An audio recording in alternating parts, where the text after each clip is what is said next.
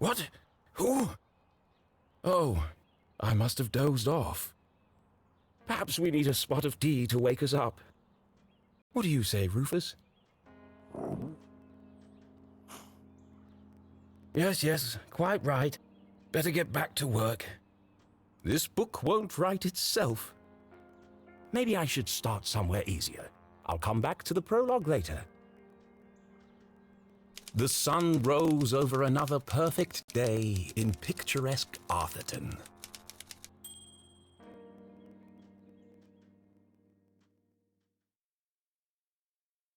To the casual observer, Arthurton seemed like any other small, quiet town.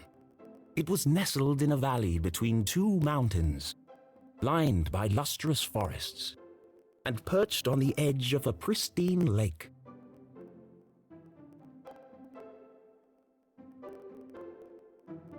It had a main street with all the essentials, including a place to sip coffee. It had schools, a college, a church, and a police station. It even had a museum no one ever visited. It was the kind of place you might find anywhere on your travels. Typical, maybe even forgettable. But there was one thing in Arthurton that was unlike any other town in the whole world. Actually, it was a girl.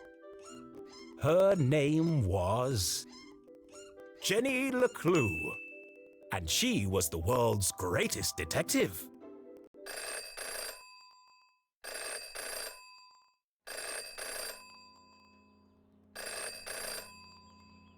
Finkelstein residence. Oh, hello, Glenda. Yes, he said he might ring. Okay, patch me through then.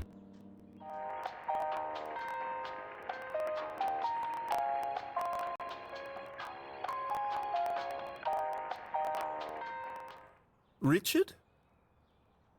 Yes, I got it. I did, and my answer is no. I understand that, but... Well, yes, of course, but... No. Nothing is settled. I'm not going to do it. It goes against everything my books stand for. No, not yet, but... If I could just... Please, listen to what I'm saying.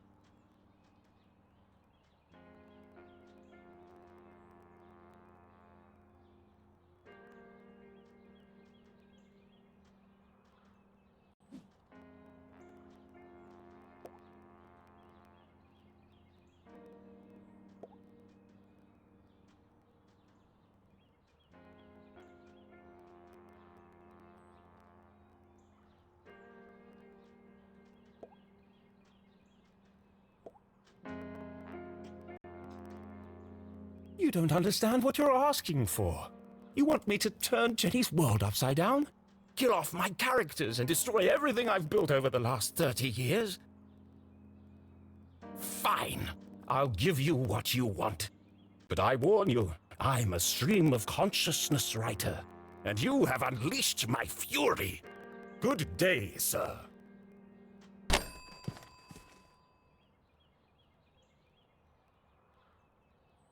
Boring? Predictable? Pah! Well, if it's murder they want, it's murder they'll get.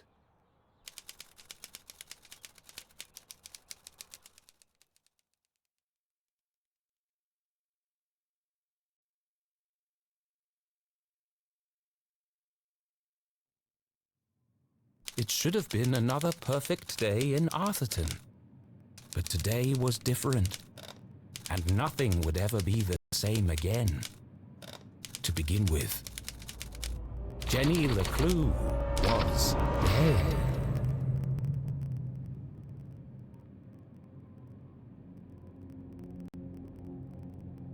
Her skin was pale, her eyes glassy and frozen. What cruel fate had befallen our beloved detective?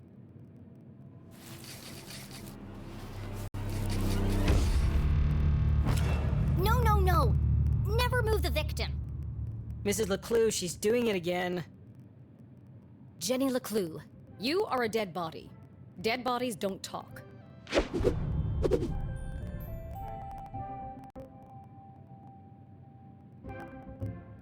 But he's doing it wrong! As wonderful as it would be if all cadavers were so talkative, we must deduce the cause of death without their help. With only the evidence laid before us, we build a picture from the fragments left behind. We collect clues, interpret the data, and solve our puzzle one piece at a time, until it feels as if the victim is speaking to us. But Jenny is right, Jonathan. You mustn't disturb the crime scene. Vital evidence could be lost. Sorry, Mrs. LeClue. Okay, you've all had a chance to study the body? Who can postulate how she met her demise? Ooh! Me! I think it was an accident? Yeah, she obviously wasn't looking where she was going So she slipped on the wet floor, and cracked her head open. Like an egg. and then she bled to death. Really? How can you tell? Well, there's a giant pool of blood around her head. Yeah, I know. I was being sarcastic. Oh. Actually, you're both wrong. What? It was cold-blooded murder. Murder? Don't be ridiculous. Where's the murder weapon? There's no evidence anyone else was even here. Oh, yes, there is. It was murder, and I can prove it.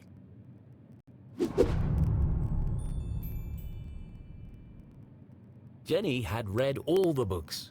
She'd absorbed all her mother's teachings. But there was nothing quite like getting your hands dirty. How many people get the chance to solve their own murder? The first step in any good deduction was collecting evidence. Seemingly insignificant details could provide a vital piece of the puzzle. First, I'll search the crime scene for clues. Then she'd analyze the data. And finally, Deduce the real cause of death.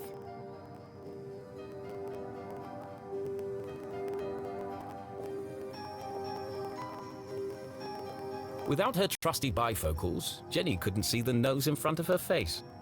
They were her window to the world and the lens through which she focused her keen detective vision.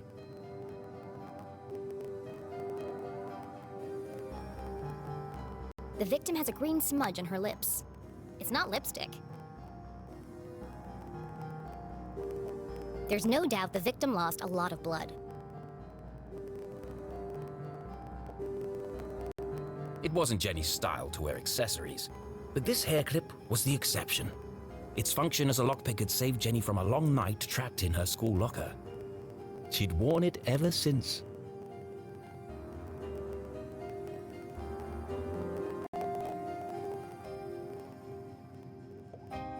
Jenny's blue sweater was scruffy and quite uncomfortable, but her grandmother had knitted it, and so it was her favorite. The more it itched, the closer she felt to her.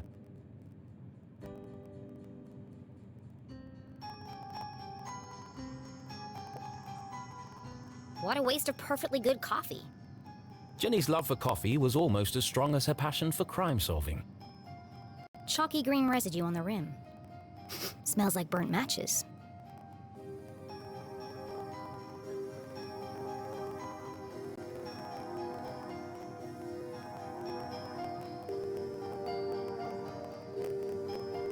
Approximately 8 sizes too big, and covered in mud.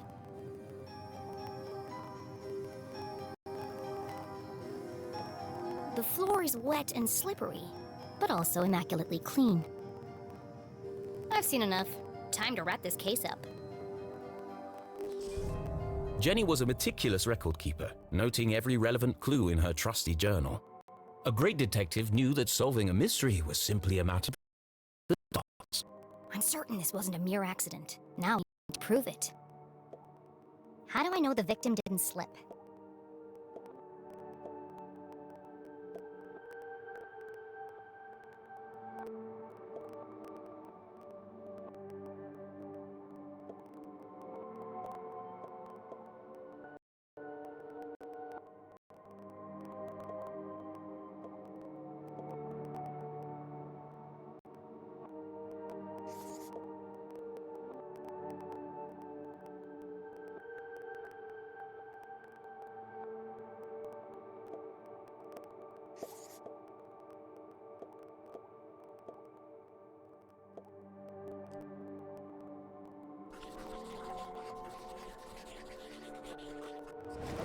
The victim's boots are filthy.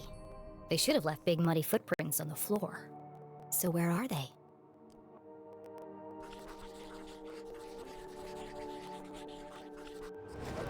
Either someone washed away her footprints, or she was carried here.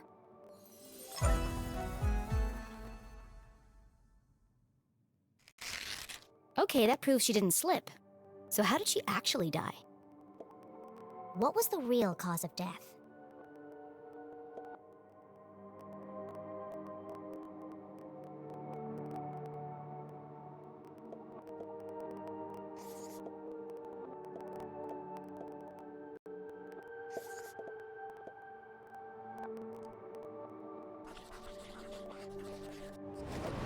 The pool of blood is certainly suspicious, but I believe the victim died long before her head injury. I just need to prove it.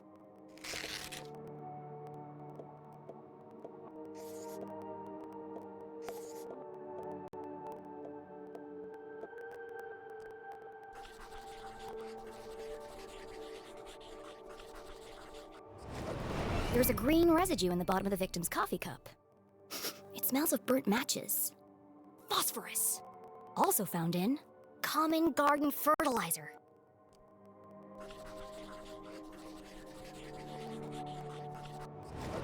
The same green mark is on the victim's lips.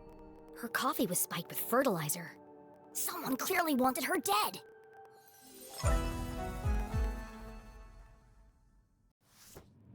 Ah, the case of the dead lab assistant. Gone before her time. Was it poison? Yes. A blow to the head? Yes. An accident? Certainly not. No footprints in an unshattered mug? She was killed somewhere else and carried here. This is the story of a scorned ex-lover. Jenny? The gardener enacting his revenge. Jenny! A deadly brew of fertilizer and caffeine coursing through the veins. That's quite enough, thank you. What happens to the gardener? Is this gonna be on the test? Remember, class, even the smartest criminals make mistakes. This is how we catch a killer. But what's the point of all this? Yeah, there hasn't been a murder in Arthurton in years. Every town has a dark side, even Arthurton. By doubting, we are led to question. And by questioning, we arrive at the truth. Okay, that's all for today. Don't forget, next class is our field trip to the morgue. So have a light lunch.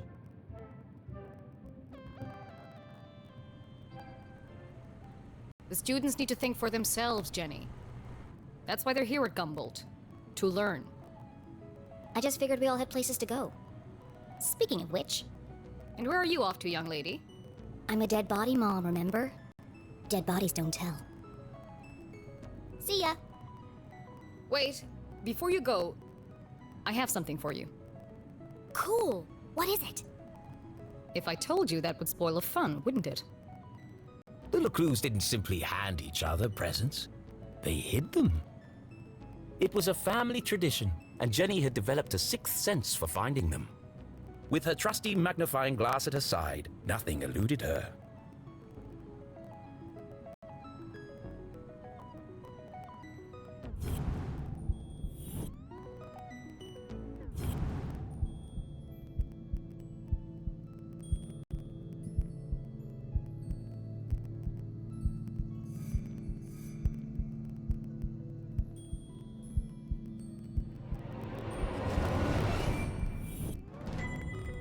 A new journal. To Jenny, there was nothing better than the aroma of a fresh leather notebook. It smelled like mystery. Without missing a beat, she did what any detective worth their salt would do. She decorated it.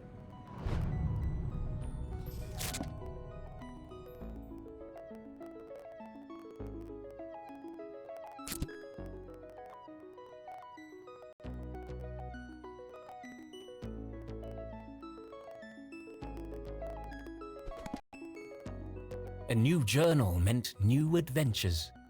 She imagined all the thrilling cases that would soon fill its pages. And on the first page, her mother had written an inscription. A great detective never gives up. Love, Mom.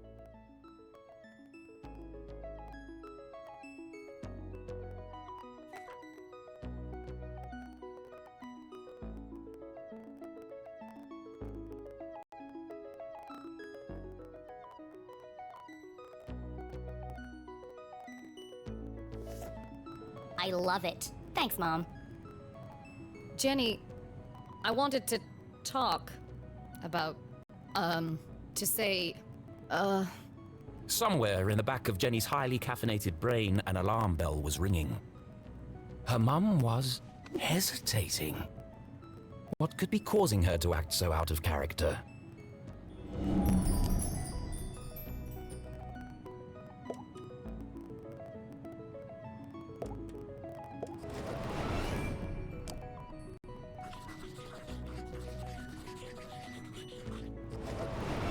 Crossed arms. Furrowed brow. Jenny saw it coming from a mile away. Her mother was about to get Emotional. I've really gotta go. no, Jenny, wait. I need your help. What? Really? Jenny couldn't believe her ears. It was extremely unusual for her mother to ask for help. It must be something very important. Tracing the steps of a deranged killer? A cold case that only someone with Jenny's expertise could solve? I've misplaced the students' essays on decapitation. See if you can find them for me before you leave. I have to run. Wow, the case of the misplaced papers. Are you sure you want to trust me with such a complex task?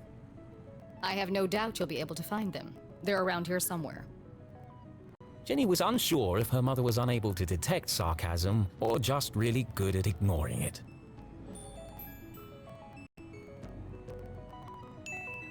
Okay, Mom. I'll find them before I leave.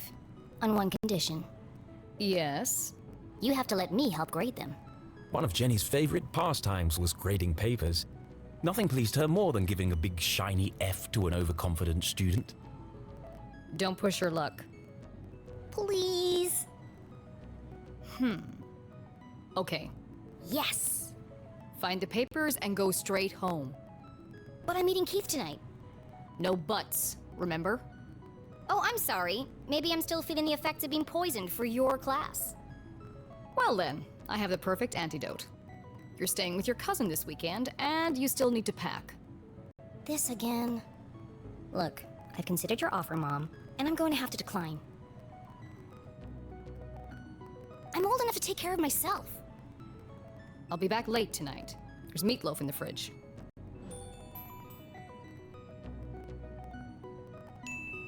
Late again? What are you up to? Jenny LeClue, it's been a difficult week. Could you please just do what you're told for once and stop asking questions? Fine. And try to stay out of trouble. When do I ever get into trouble?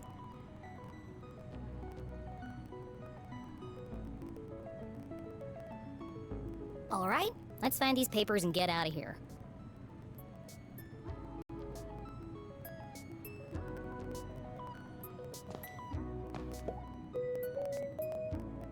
One of Jenny's earliest memories was making raspberry jam with her mum.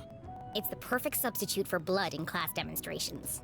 And better tasting than the pig's blood the textbook recommends. Looking rather trim today, Ethan. New diet?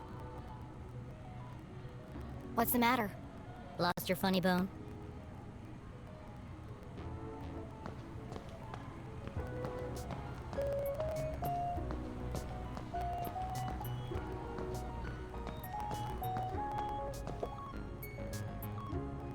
Becoming a great detective took more than book smarts. You needed real life to get her hands dirty.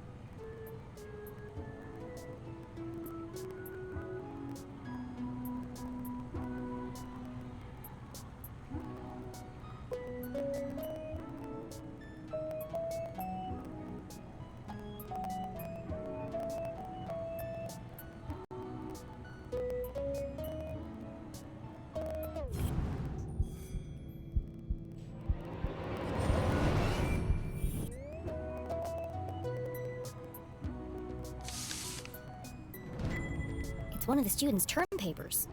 You can tell by the terrible handwriting and erroneous conclusions. Mom must have put them behind the chalkboard.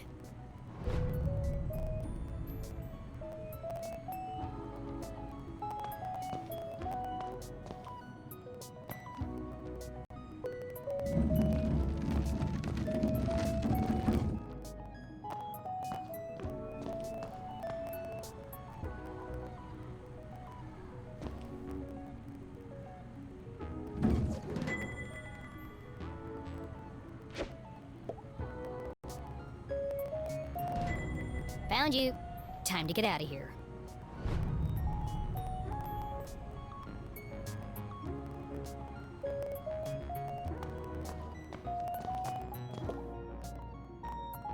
Please do not touch. Someone must be running an experiment.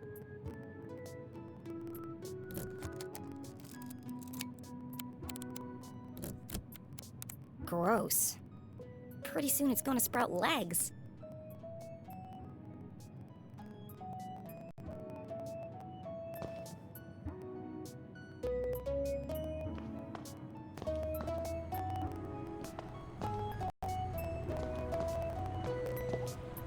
Jenny looked around the room one last time. Was she ready to leave?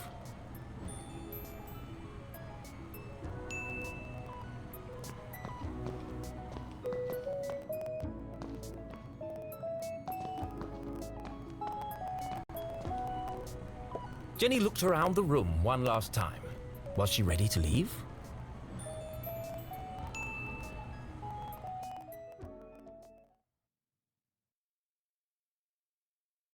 Okay, so she wasn't really dead. That would be silly. No, Jenny was alive and well and ready for another perfect day in Arthurton.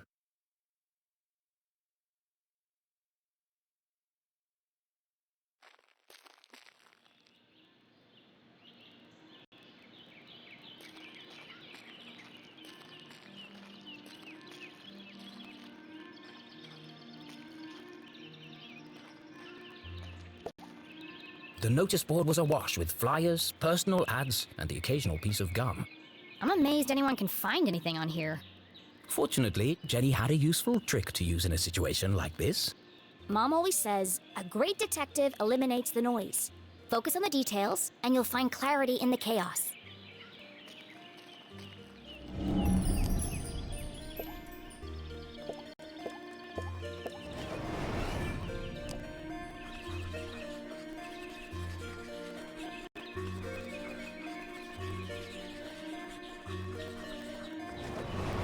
I wonder if anyone else reads this junk. Hold on. What's this? Oh no, they've extended curfew hours again. 9 p.m. to sunrise? That's ridiculous. But necessary. Power outages had become a regular occurrence in town. It was dangerous to be wandering around after dark. It won't be long before we need a permit to go out at all.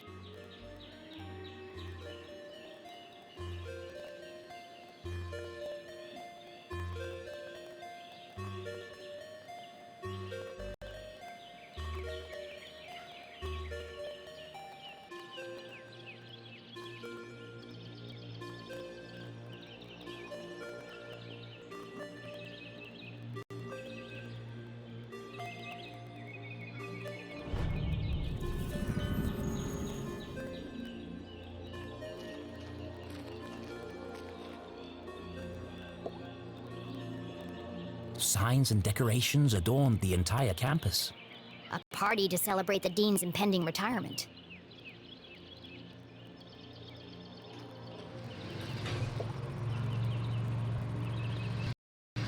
Left! Left! I said left, damn it! What part of left are you having trouble with? My left or your left? My left. Obviously, I mean my left. Why would I mean your left? So you want me to move it the other way? Yes, nothing would make me happier. If you're not careful, we're gonna have bronze brains all over the floor. They seem busy. I should probably lead them to it.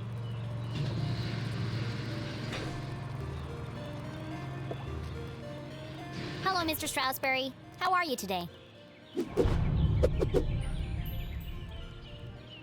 A jolly gentleman, the dean was often seen shaking hands and kissing babies around town.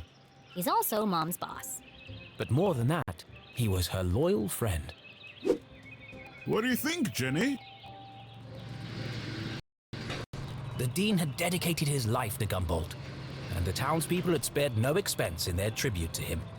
Quite a striking resemblance, Mr. Strasberry. A scary thing, Jenny. Retirement. Great excuse for a party, though. What will you do when you're no longer the dean? I've been trying not to think about it. This place won't be the same without you. Things change, Jenny. Time marches on, and we must do our best to adapt. It's going to be difficult, but I'm sure we will get through it. What do you mean, we? Do you think they made my belly too big?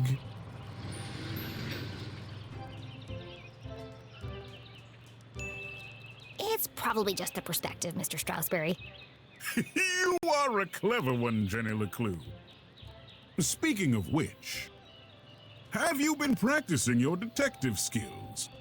Have I? Of course, always. Well then, I have a challenge for you. I bet you can't guess what I ate for breakfast. At last, a real challenge for Jenny. A fiendishly difficult puzzle that would take all her wits to solve.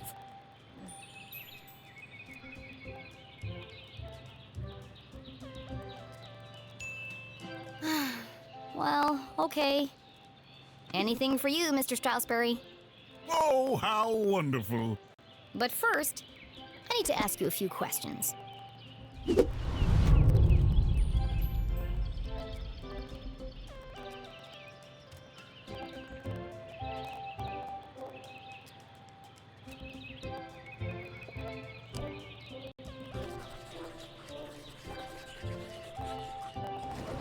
The dean was a big fan of the Gumboldt moonbeams, and not just because his son was a prominent figure on the team. Well, a bench warmer anyway.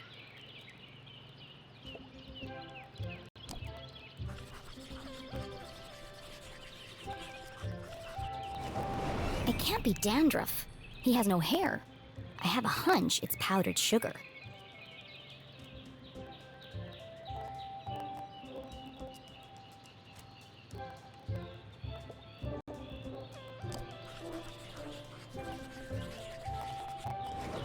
Looks like he accidentally put a spoon in his pocket instead of his pen. It's got a coffee stain on it.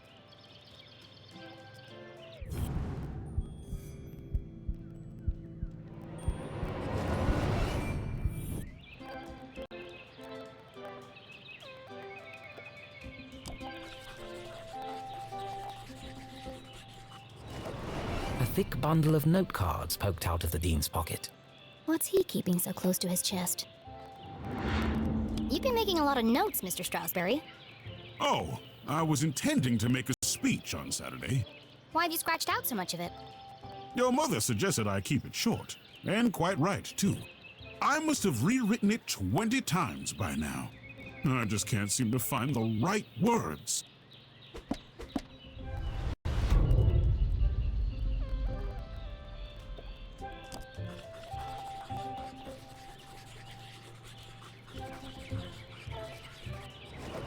His watch is slow. That's unlike the Dean. He's usually very punctual. Your watch is 45 minutes slow. Is it? Oh my. That explains why there was no cheesecake left in the cafeteria. My head's not screwed on today. Thank goodness you noticed, or I'd be late for my meeting with your mother. Oh, really? She didn't mention anything to me. Oh, well, of course she wouldn't. It's nothing important. Why are you meeting then? It's just, she's helping me finalize my plans for, Your party? Yes, that's it. My retirement party. Thank you. Are you okay, Mr. Strasberry? Of course. Now let me just fix my watch before I forget.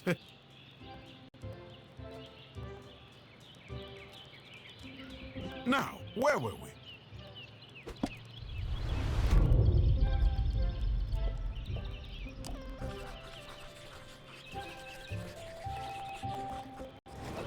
Ipsa scientia potestas est. Looks like Latin. Your ring sure looks old. It was made for my grandfather. He passed it down to my father, who passed it down to me. And when the time comes, I'll pass it on to my son. The Strasberry family had been champions of education for generations. What does the inscription mean? Knowledge itself is power.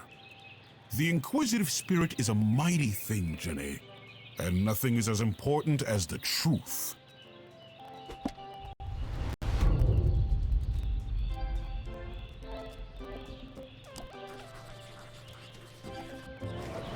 For the Dean, being covered in plant life was not unusual.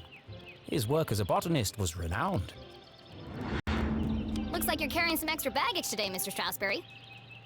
Well, I do have a lot on my mind. I was referring to your legs. Oh, thank you. I have been doing my daily calisthenics. No, I mean the sticky stuff on your pants. What? Oh! Hitchhikers. I've been working on a new orchid hybrid in my greenhouse. They're beautiful, but the leaves are quite clingy. I will say, I am looking forward to spending more time in the dirt.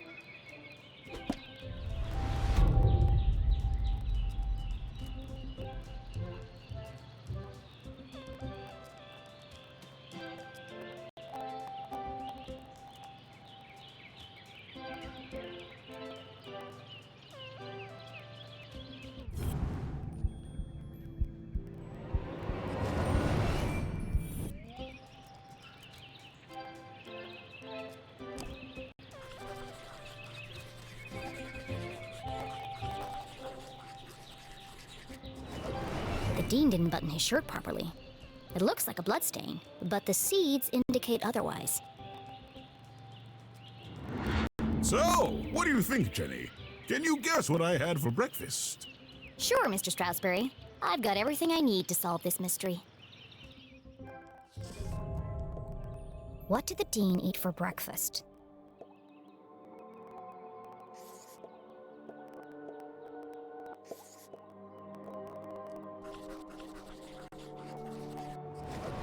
That's not right. Back to the drawing board.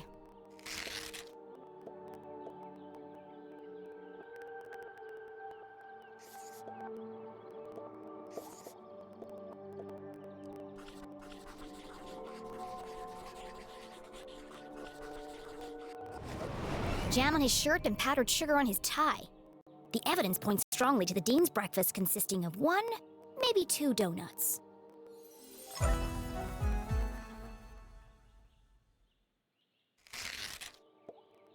What else can I tell about the Dean's morning?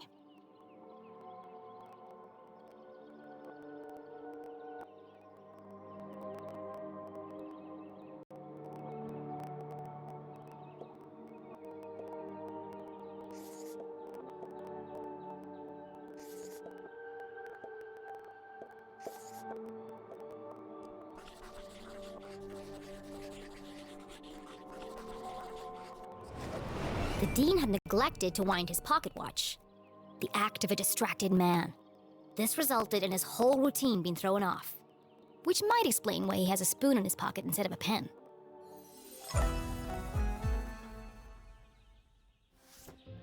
You had a donut for breakfast. Yes? I'm guessing...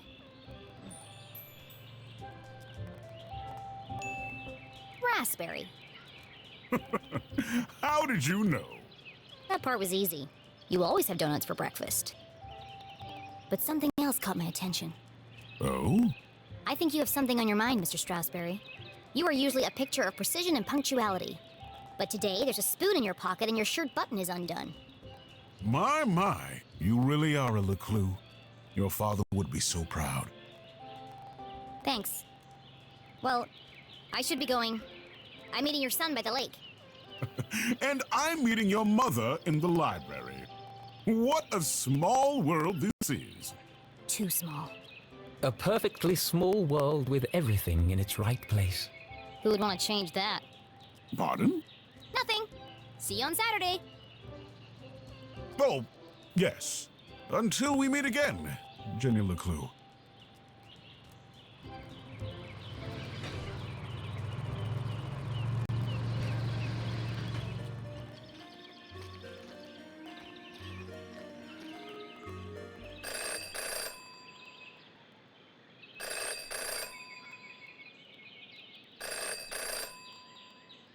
Well, that's not creepy at all.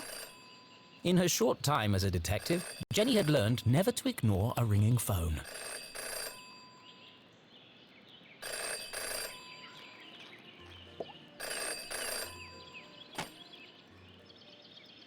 Hello? The dog barks loudest before the dawn. What? CJ, is that you? The dog barks loudest before the dawn. Really? This again? It's me, Jenny. We don't need to do this. I have no idea who you are, and I know no one by that name. The dog barks loudest before the dawn. Fine.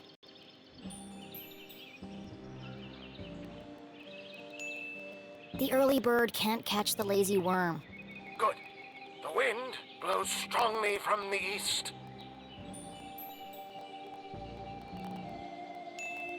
A watched pot feels very self-conscious. Excellent. The evening sky is full of fireflies. The absent-minded goldfish swims into the blender. Ah! Jenny, it is you! Of course it is! I need to meet with you right away. Okay. Where do you want to meet? This place will do. Everyone in town knew that CJ was mad, even dangerous. He's not dangerous. He just doesn't accept things at face value. Sure, he's a bit fixated on extraterrestrials, but at least he's passionate about something. CJ and Jenny certainly indulged each other's obsessions. But most of all, CJ treated Jenny like a colleague. And not a little kid. CJ, why did we go through all that if you're right here? Can't be too careful. Are you sure you weren't followed? Who would be following me? Shh. This place is compromised.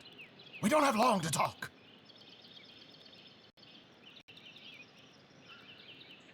Now, what did you want to talk to me about? What? You called me. Did I? Why? Talking to CJ was a bit like navigating a maze. You had a rough idea of where you were headed, but you couldn't be sure you'd ever get there.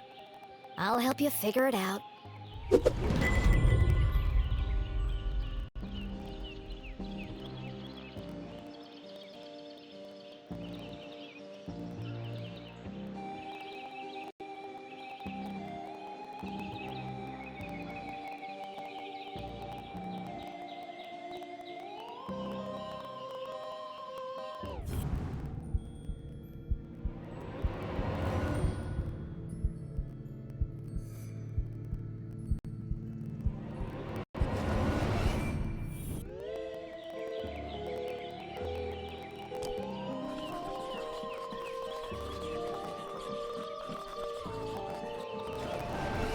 knew he was hiding something. A compass with strange symbols where the cardinal direction should be. Looks broken. Where did you get that compass? Ah, you spotted it. I knew you would. It belonged to my father. He left it to me to find the truth. You're not gonna find anything with that. The needle is wandering all over the place. A bit like you. It's searching For what? for me. It's this town, Jenny. It's Arthurton. They're here, among us. And Or it could just be broken. could be. I guess we'll never know.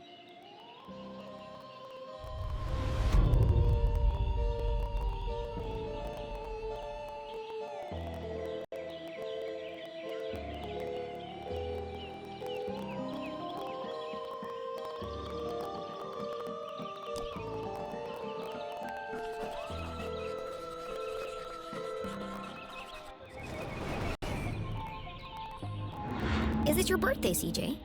Birthday? Whose birthday? Kingston's birthday. But Kingston died on his birthday. Assassination? Possibly. Abduction? Almost certainly. CJ, the card? Oh, this. It's for you. Impossible shot. Died instantly. No suspects. No human suspects, anyway.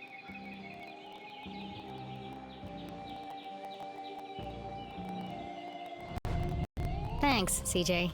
That's, thoughtful. I didn't think you'd remember. I know what it's like to lose something important to you.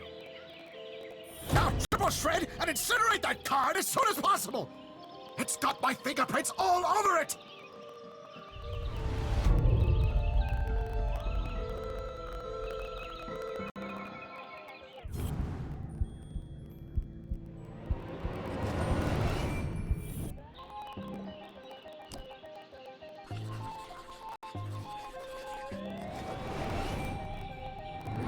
What's that sticking out of your sock? Ah! That's what I wanted to talk to you about. I intercepted a secret message. Classified intel. It's proof, Jenny. It's happening again. It's time for us to join the fight. This doesn't look like the kind of pamphlet he usually makes. It's been professionally printed. Could CJ finally be onto something?